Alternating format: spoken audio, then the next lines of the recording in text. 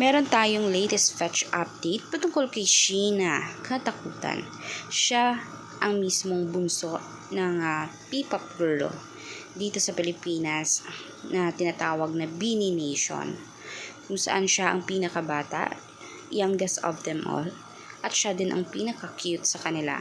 Siya ata ang may pinakamaraming mga followers dahil bago naman siya makilalang bilang Beanie Sheena ay nakilala siyang pumasok sa PBB noong way back 2019.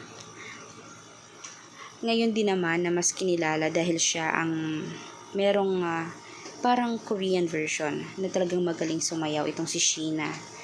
Lahat naman sila actually. Dito talaga ay close friend din niya si Tintin o mas kinikilalang si Beanie Joanna. At ngayon parang may ka-lookalike talaga siyang artista na singer na si Mrs. Sarah Geronimo. At ito din namang si Beanie na si Joanna ang mismo naging ang tunay na best friend ni Beanie Sheena ay talagang napamangha at proud na proud sa kanyang bunsong kinakapatid dito sa Beanie. Kayo din ba guys?